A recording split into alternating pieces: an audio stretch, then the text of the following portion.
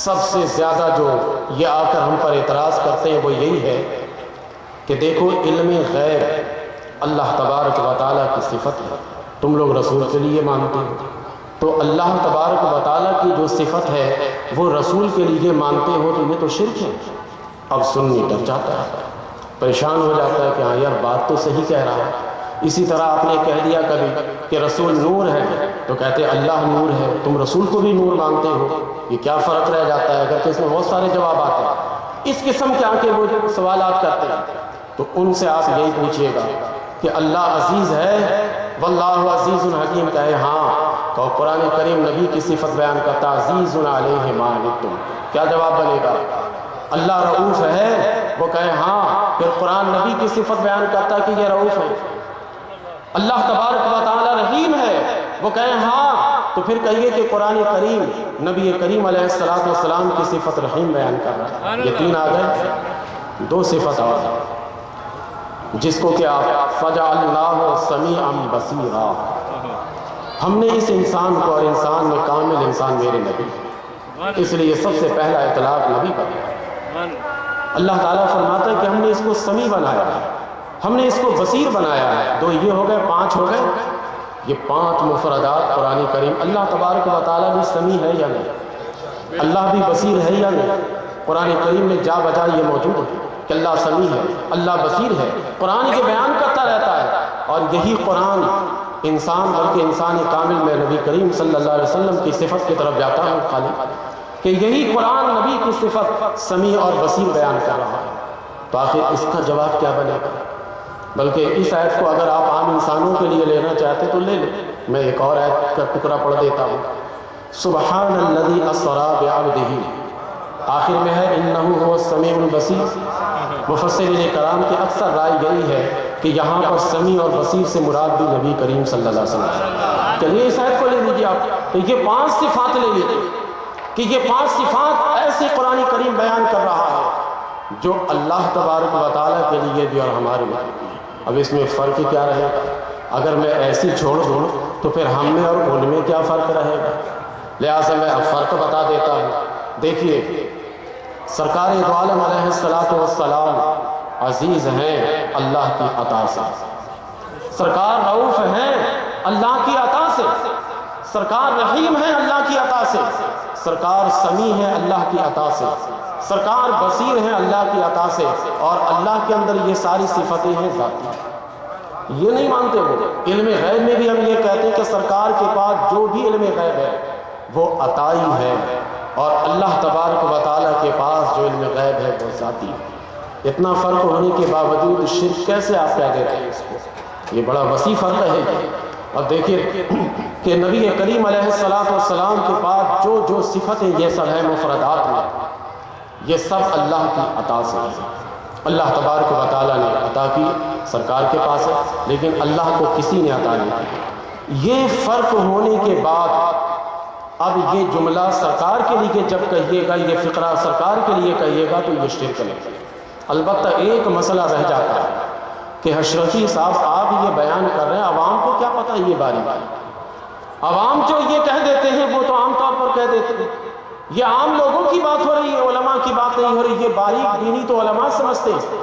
دیکھیے، یہ کہنے والے مسلمان ہوتے ہیں، اور مسلمان کہنے والا اگر جملہ کو نہ بھی سمجھتا ہو تو اس جملہ کو اسی جانب پھیریے گا جس جانب اس کا ایمان بچ جائے۔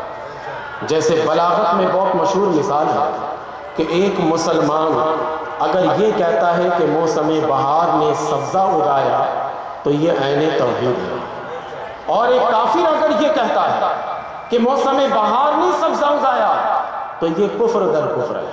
وہ تو پہلے سے کافر تھا ہی، اس کا یہ جملہ بھی کفریہ بن گیا۔ جملہ ایک ہی ہے، یہ ایک مومن کہتا ہے تو یہ عین توحید ہے، کافر کہتا ہے تو یہ مزید کفر بن جاتا ہے۔ اس کی وجہ جانتے کیا ہے؟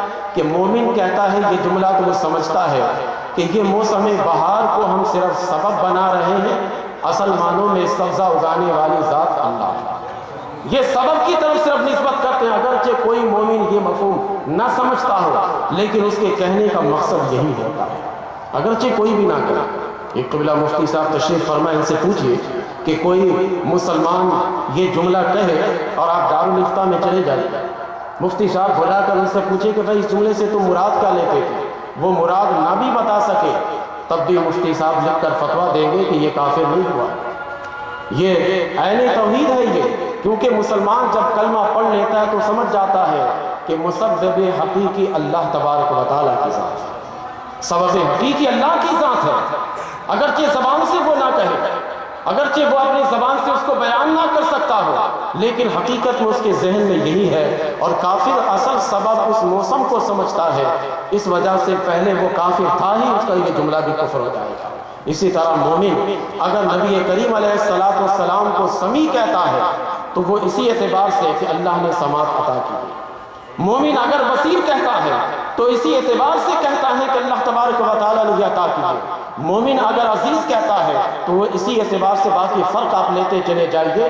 جب یہ فرق سمجھ میں آ گیا تو یہ فرق بھی سمجھ میں آ جانا چاہیے کہ جب ہم رسول کے لیے علم غیب مانتے ہیں تو ہمارے ذہن میں بھی یہی بات ہوتی ہے کہ اللہ تبارک و تعالیٰ نے نبی کریم علیہ السلام کو علم غیب عطا کیا ہے، اور اللہ تبارک و تعالیٰ کو علم غیب کسی نے عطا نہیں کیا، وہ ذاتی عطائیں اس کے پاس غیب ہے، علم غیب اللہ کے پاس ذاتی ہے اور رسول کے پاس عطائی ہے۔ یہ فرق اگرچہ کوئی مومن نہ کر سکے لیکن اس کے ذہن میں گئی ہے۔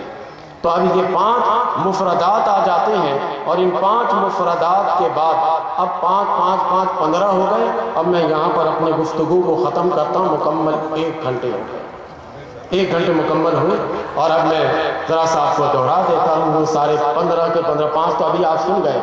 نفی کے باب میں نے آپ سے یہ کہا تھا کہ قرآن کریم سب سے پہلا طریقہ صاحب قرآن کی عظمت بیان کرتے ہوئے ارجاء لفظ کا اطلاق، اس کی مثال بھی میں نے دی۔ دوسرا طریقہ قرآن کریم من حیث المعنی لفظ کا استعمال کر کے اسی کی جانب لوٹاتا ہے۔ تیسرا مفہوم میں نے کیا بتایا، تیسرا طریقہ ازالہ تہمت۔ چوتھا کیا تھا، اظہار غضب۔ سب کی مثال میں نے قرآن سے دی تھی۔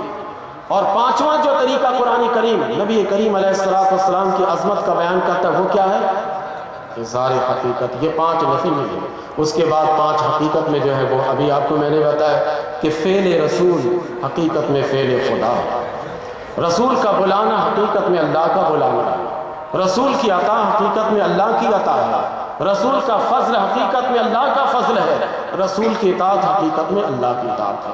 یہ 5 ہو گئے اور 5 مفردات ہو گئے، الحمدللہ علی احسانہ۔ یہ مسئلہ ہمارے سامنے روز روشن کی طرح آیا ہو گیا کہ صاحب قرآن قرآن کی نظر میں کیسے ہے، صاحب قرآن قرآن کی نظر میں کیسے ہیں، جیسے قرآن کی نظر میں ہے ویسے ہمارا عقیدہ، اس سے ہٹ کر نہیں ہے۔ جس طرح سے قرآن صاحب قرآن کو دیکھتا ہے اسی طریقے سے ہم دیکھتے ہیں، نبی کی عظمت اسی طرح سے ہم بیان کرتے ہیں۔ یہ نبی کریم علیہ السلام کی عظمت اور شان قرآن کریم یہ بیان کرتا ہے، تو صاحب قرآن قرآن کی نظر میں کیا ہے نہیں ہے، یہ بڑا وسیع اور عریض مفہوم ہے اور عنوان ہے، لیکن اتنا آپ کو مواد میں دینا چاہتا تھا جس سے ذہن کھل جائے، اتنا سو میں نے اتنا مواد آپ کو دے دیا۔